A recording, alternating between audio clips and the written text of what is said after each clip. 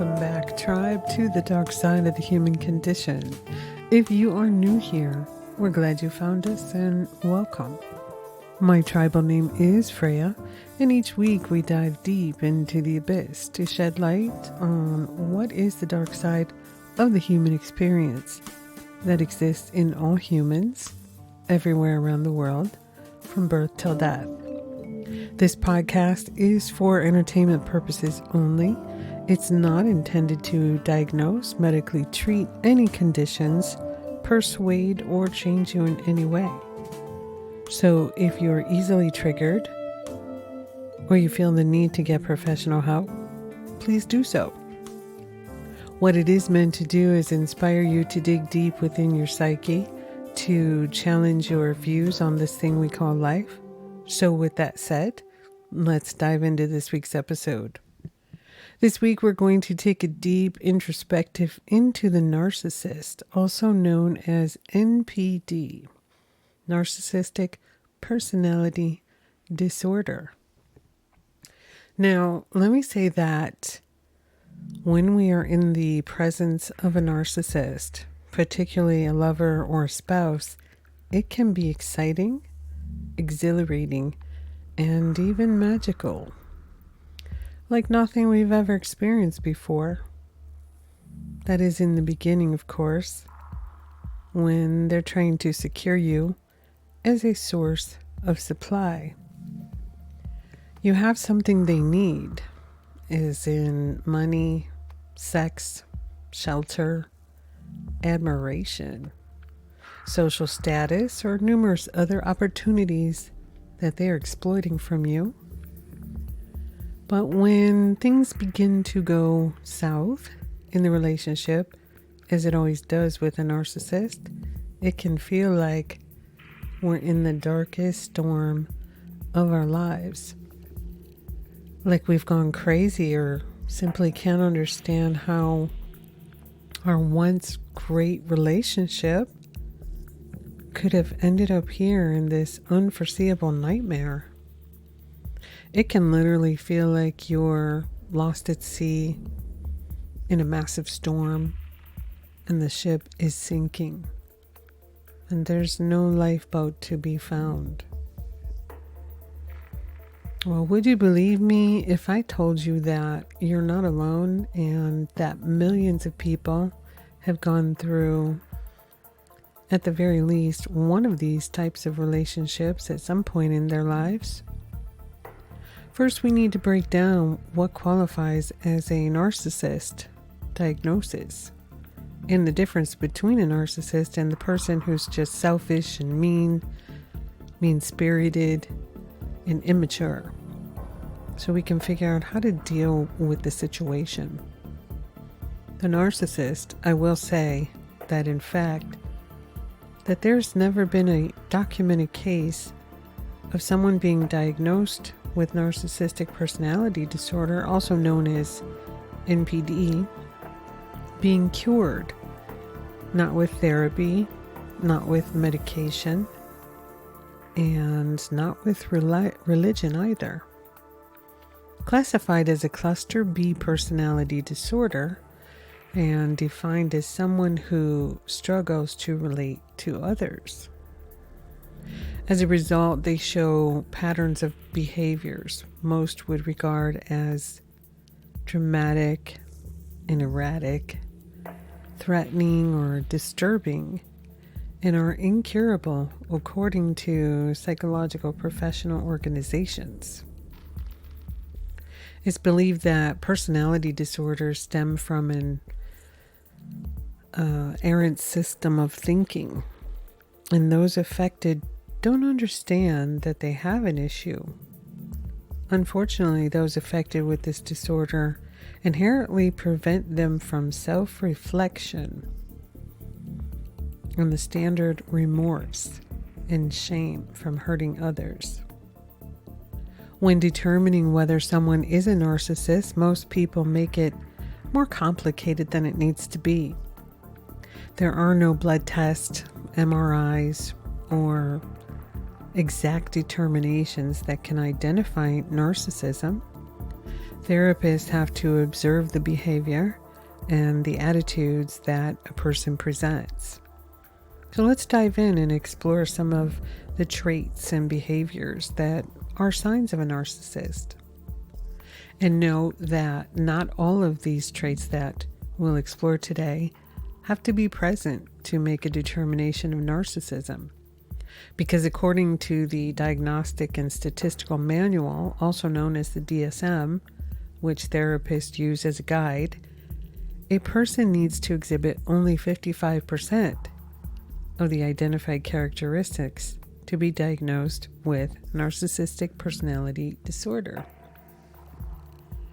So according to the DSM-5, a narcissistic personality disorder is a personality disorder with a long-term pattern of abnormal behavior characterized by exaggerating feelings of self-importance, excessive need for admiration, and a lack of empathy. People affected by it often spend a lot of time thinking about achieving power or success or about their appearance. They often take advantage of people around them. The behavior typically begins in late adolescence to early adulthood and occurs across a wide variety of social situations. In some people, pathological narcissism may develop from an impaired attachment to their primary caregivers, usually a parent. This can result in the child's perception of themselves as unimportant, unconnected to others, and the child typically comes to believe that they have some personality defect that makes them unvalued and unwanted and undeserving of genuine love. Overindulgent, permissive parenting as well as insensitive, over-controlling parenting are believed to be contributing factors, which may lead to a sense of entitlement to special treatment and obedience from others to validate their self-perception of being unique, superior, and associated with high-status people and institutions once they're out in the world. They tend to exaggerate their skills and accomplishments as well as their level of intimacy with people they consider to be of high status. Other personality traits may include grandiosity, with expectations of superior treatment from people in the course of a conversation. They may purposely or unknowingly disparage or devalue you by overemphasizing their own success. They're often fixated on fantasies of power, success, intelligence, and attractiveness. Their sense of superiority may cause them to monopolize conversations and to become impatient or disdainful when others talk about themselves. You see, the narcissist doesn't really care about hearing about you and what you want or need or desire. It's really, they'll bring the conversation back to them always. I mean, the eyes have to always be on the narcissist. So the narcissist has a constant need for this continual admiration from others. It is believed that environmental and social factors are thought to have significant influence on the onset of NPD. Seeking admiration is like a drug for a narcissist. So I guess in a way we could say they're an addict, right?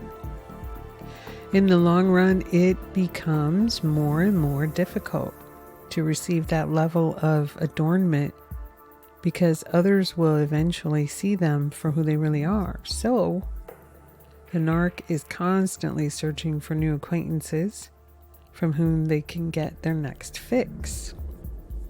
This could explain why they so frequently change their social context, and maintain only weak ties to others. Another trait would be that the narcissist is exploitative of others to achieve personal gain. And according to the DSM-5, many highly successful individuals display personality traits that might be considered narcissistic only when these traits are inflexible, maladaptive, and persisting, and cause significant functional impairment or subjective distress. Do they constitute narcissistic personality disorder? Due to the high functionality, though, associated with narcissism, some people may not view it as an impairment in their lives. Although overconfidence tends to make individuals with the disorder ambitious, it doesn't necessarily lead to success and high achievement, personally and or professionally. These individuals may be unwilling to compete or may refuse to take any risks in order to avoid appearing like a failure. In addition, their inability to tolerate setbacks and disagree or perceived criticism, their anger can be disproportionate to the situation, but typically their actions and responses are deliberate and calculated. Despite occasional flare-ups of insecurity, their self-image is primarily stable, albeit overinflated.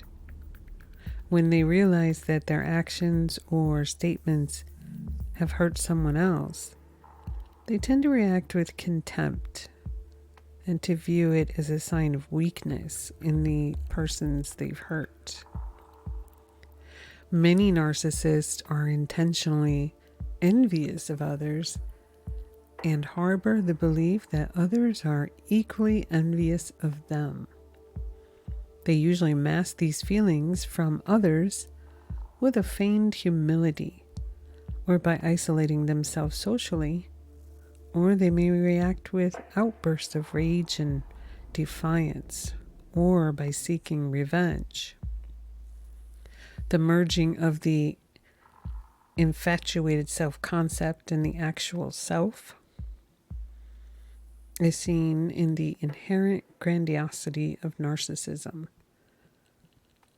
Also inherent in this process are the defense mechanisms of denial, idealization, and devaluation. They may also display a pompous and arrogant demeanor. Pathologically, narcissists can be controlling, blaming, self-absorbed, intolerant of others'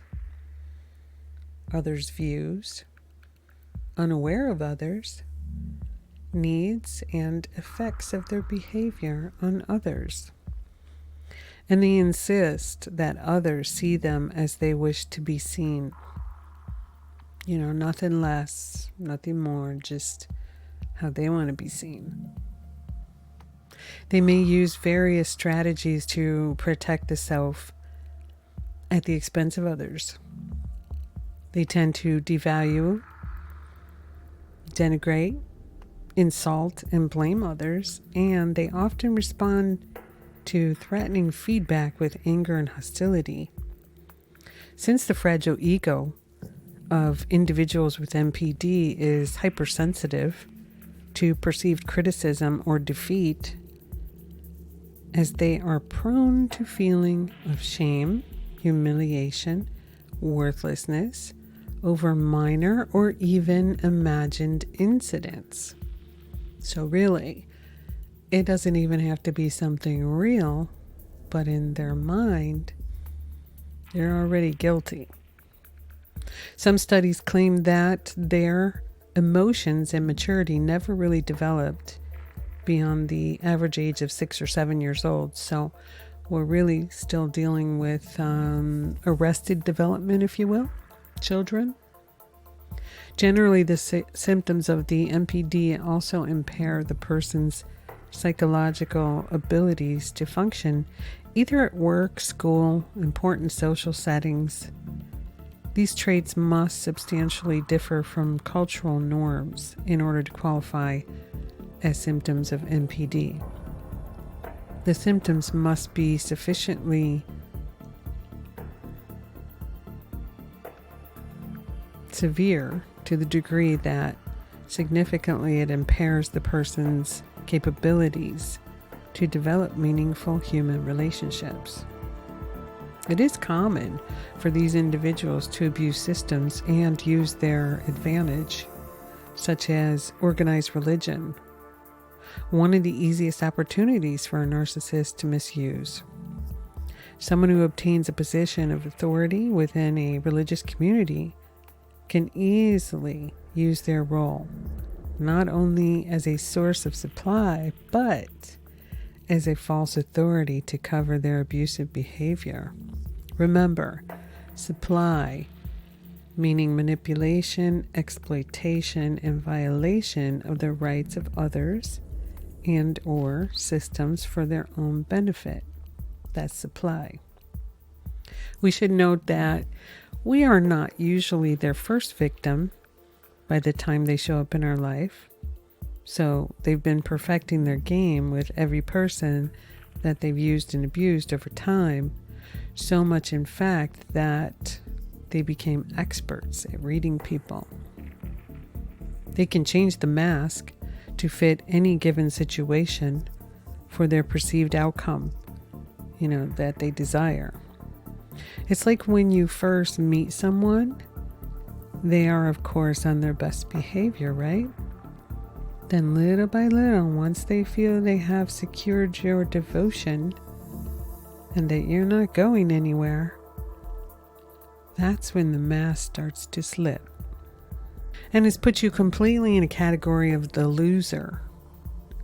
You see, the narc has to always be the winner in every situation, with every relationship experience, because the narcissist hates weakness. And the more disempowered you are, the more you display weakness. Your weakness just gives them more fuel and ammunition to attack you. Whether it's physical, emotional, or psychic, it's at this point that they start testing you just to see how much you'll take before you question the reality of the relationship.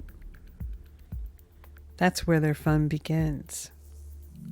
The more you start to realize that something isn't right and that things are changing, but not for the better now, the gaslighting starts. And for those of you who've never heard that word or know what gaslighting means, it's basically a way that the narc starts to make you think that you're going crazy. Makes you think maybe you were wrong about the situation. Maybe you are the problem. And you then apologize and beg for the forgiveness. You now become their physical and emotional slave. You are now trauma bonded with them. You begin to question yourself as to how in the world you could have allowed yourself to go through such bullshit at the hands of another person. By the time the relationship has finally reached its ultimate demise, you feel lost, confused, completely drained of all your energy, and it seems they hate everything about you, and you don't even know why. But truth be told, they really don't hate you. In fact, they have projected onto you their secret hidden hatred and low self-worth of themselves. Crazy, right? But true. This is their justification for the devaluation. And finally, the discard phase. As they move on to their next victim, who has no clue about who this person really is, the cycle starts all over again. They put the mask on that fits the new situation. So, if there's no cure for NPD, as most professionals would attest, why would anyone seek treatment? Well, NPD is rarely the primary reason for people seeking mental health treatment, but when people finally do enter treatment, it is typically promoted by life difficulties. Their life has become impossible to maintain, or to seek relief from other disorders such as major depression episodes, substance abuse, bipolar disorder, even eating disorders, or most likely at the insistence of family and friends. This is partly because individuals with NPD generally have poor insight and fail to recognize their perceptions and behaviors as inappropriate and problematic due to their very positive self-image. Although they subconsciously know deep down that this positive self-image is a facade, their mask, if you will, as many NPD types really have very low self-esteem that even they refuse to acknowledge on a conscious level. And it's often in their therapy sessions that they may meet this mask, or if they have many masks. At this point, they may reject the diagnosis altogether, or they may take a serious look at how it's affected their every aspect in their life and possibly attempt to make real change, if that's possible. I have studied psychology for 4 years at a local university and found that the dark side of psychology to be my most favorite of all of the topics. I also believe that I have a few family members and a few friends, some are now ex-friends, that I feel fit a lot of the criteria. Although they've never been clinically diagnosed, I bet if they spent some time in the therapist's office, the therapist would give a diagnosis of NPD. I've even dated a few, and they've ranged from more mild to the extreme, actually. And it's never usually apparent at the time that you're involved with them, even if it's right there in your face.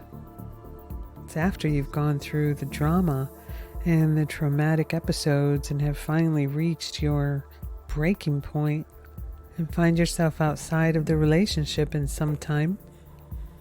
You look back and wonder, WTF was that all about? You may ask yourself, why would you end up with someone so awful? What draws you to them or them to you? I believe they have a special kind of mental radar that goes off when they meet an empathic person. An empathic person knows how to love, to be vulnerable, and how to relate to others, other human beings, on a level that the narc never can. So they zero in on that with you and secretly envying you and wanting you to hurt as much as they do, or even more. You see, it's not about you. It's not about me. It was never about me, and it was never about you. The quicker you understand that, the sooner you'll be able to put this nightmare behind you and move on towards the healing process. So now that we've laid out some of the traits of the narcissist, which gender do you think is more prone to the NPD? You may be wondering. Well, experts have claimed it's men.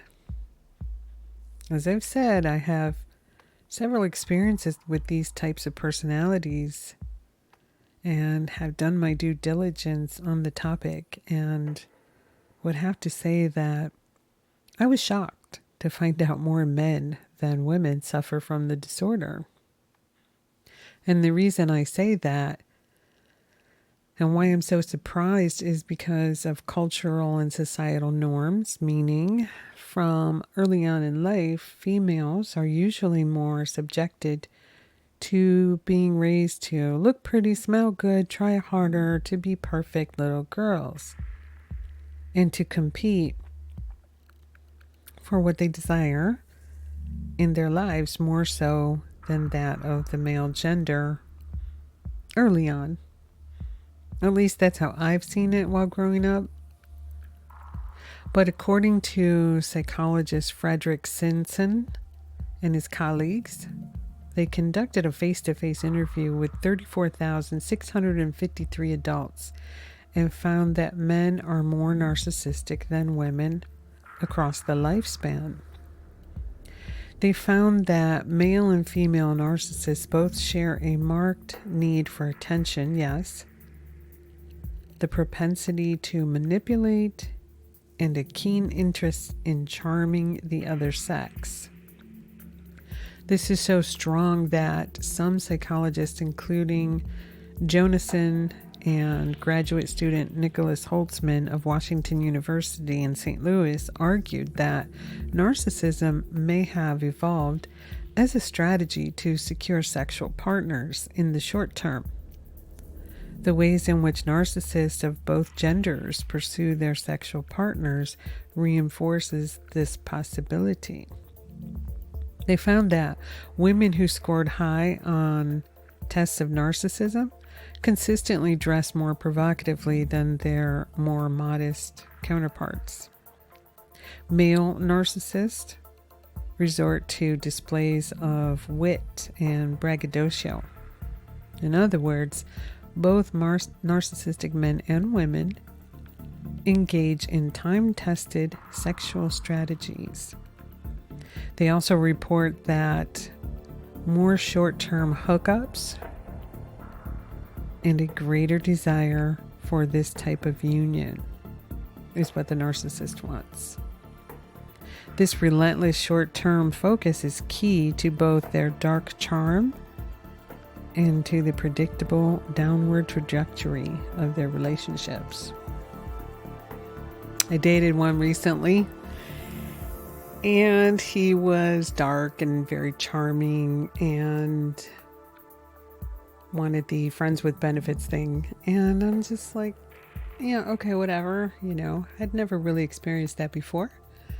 And I found that after a while, I was like, yeah, no, you're just a hoe. So had to cut that one and let him go. I personally believe that the creation of social network platforms like Facebook, Twitter, and Instagram have enhanced the ever-evolving self-indulgence of the current generation and the up-and-coming future generation of narcs. There has been much documented over the past decade regarding the effects on getting those likes and comments being like a drug, like a hit of a drug. So what can you do after the situationship with a narc has ended? How do you get back to you?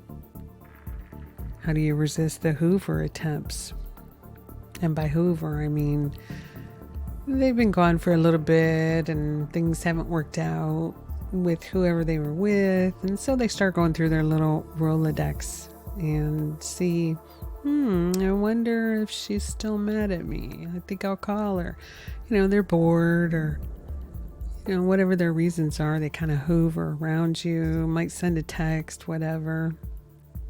It's widely understood that a narc will never really let you go if they feel you still have a weakness for them. They will leave you at a moment's notice and go off with the next victim. And once they become bored with them, they may try and contact you. Check your temperature, if you will, and see if you're ready for another round of their abuse. Don't do it. You already know how that story ends. Every time you fall for their bullshit, it gets just a bit worse, and maybe this time You may end up dead. I mean, it happens, right? Or maybe you kill them in a fit of rage and you just can't take it. Well, don't give up your freedom. They're not worth it. Okay? So it's important to take care of yourself. Okay? It may become apparent that blocking them from calling you or blocking them on your social media may not be enough. You might need to move, change your job, your phone number, whatever it takes, so they can't contact you or send in the fly monkeys. What's a fly monkey, right?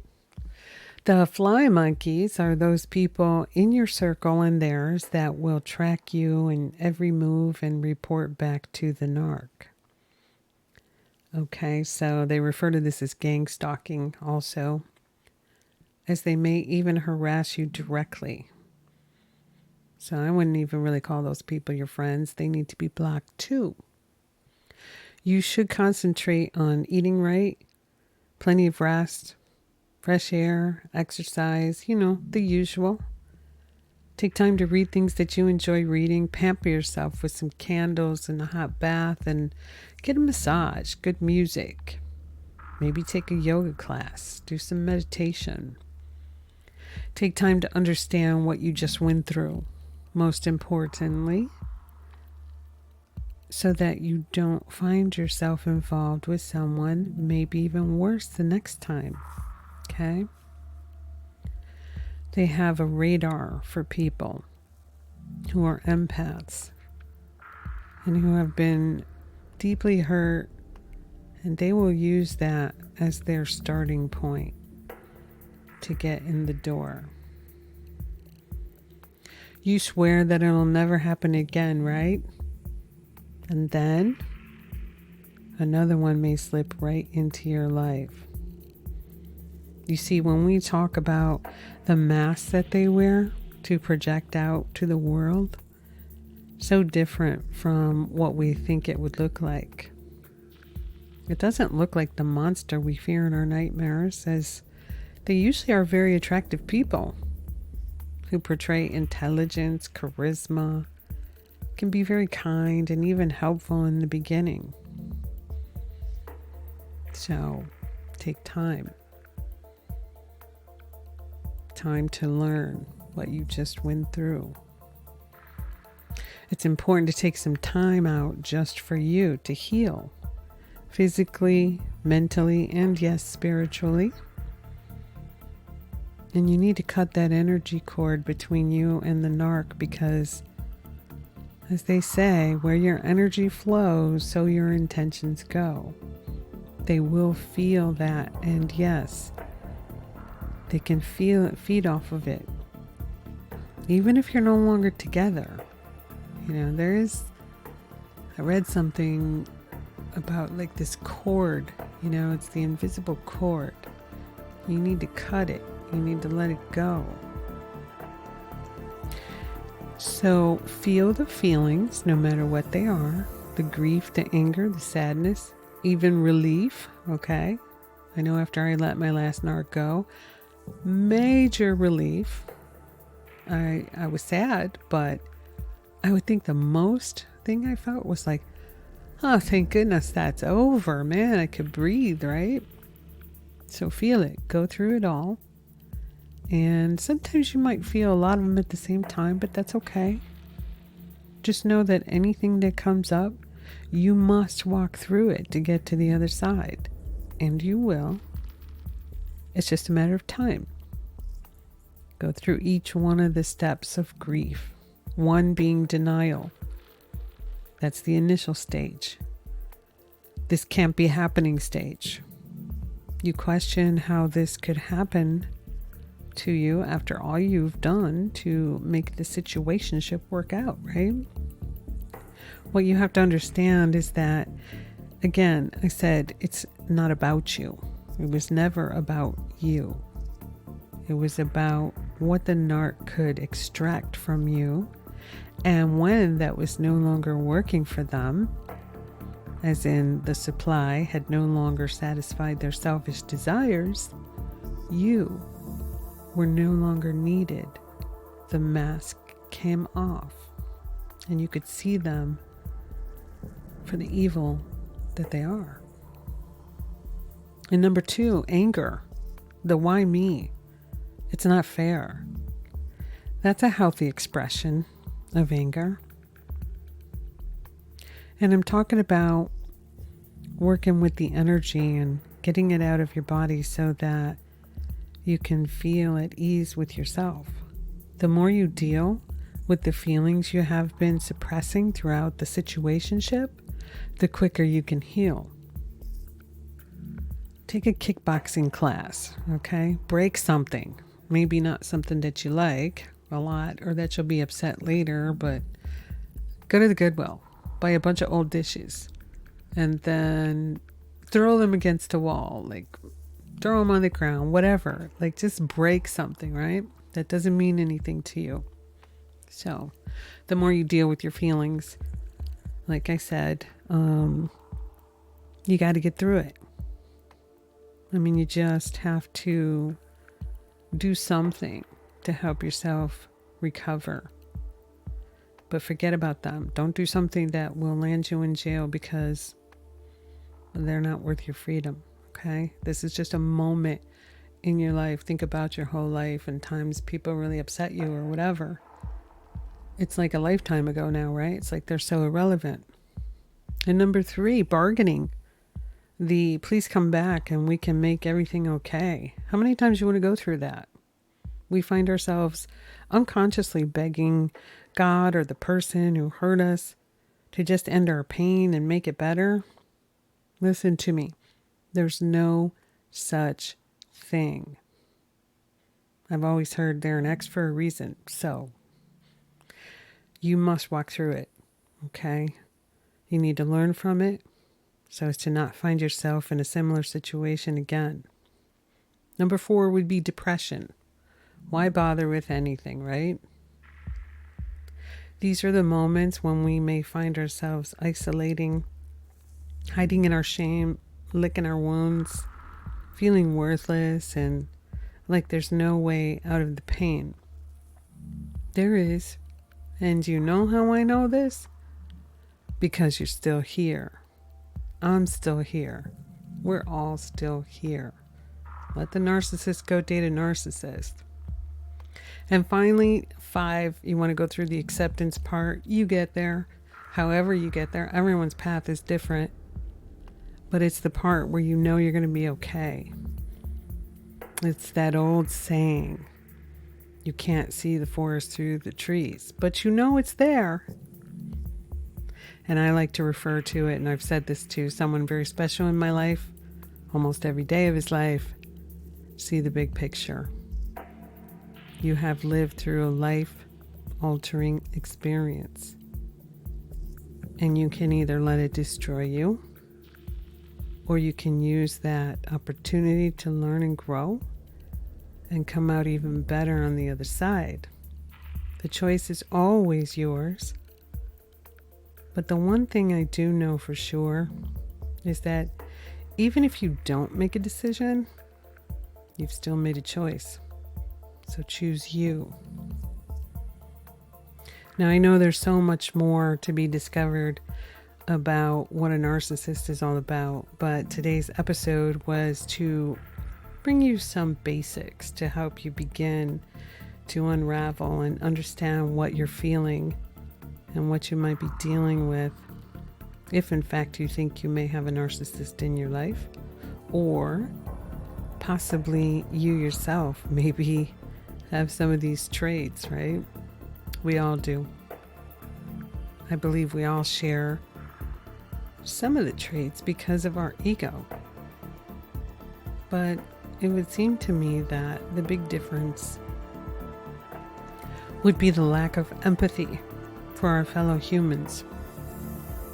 That may in fact be the division line here, as our ego or id, if you will, is something that we're born with, as a survival mechanism for life itself. The ego can be contained with the inception of human decency, a compassionate action towards our tribes, seeking to advance humanity through our daily actions. So I hope that was interesting. I'm sure I'm going to bring another episode on it. We'll dig deeper into it on another episode. And as we wrap it up today, we've come to our quote of the day. So today's quote: seeking admiration is like a drug for narcissists. In the long run, it becomes difficult because others won't applaud them. So they always have to search for a new acquaintance from whom they get the next fix. By Mitcha D. Bach. As we come to the end of the show today, I hope I've enticed your mind just a little bit. Maybe you're asking yourself a few new questions and maybe found an answer to some. I'd love to hear your thoughts as to what you may have received out of this show today and what dark areas you'd like to explore with us here on future episodes. I'm looking forward to diving deep into many more fascinating topics with you and dissecting many more fascinating human experiences. For more info, please check us out at our site at tdsothc.com. And if you like what you're hearing and what we're bringing you, consider supporting the show at patreon.com/tdsothc. And remember, if today has you feeling anxious, confused, triggered, or even weary, take a moment right now to quiet your mind, to breathe, let go of all distraction, embrace your mindfulness, focus your attentions on what you really want. Clarify and let go of that which no longer serves you. And remember, your determination is your power and your peace to realize your true purpose. As these brief but mindful moments can allow a new path to arise. So till next time, walk in the light on the dark side, right here where your vibe attracts your tribe.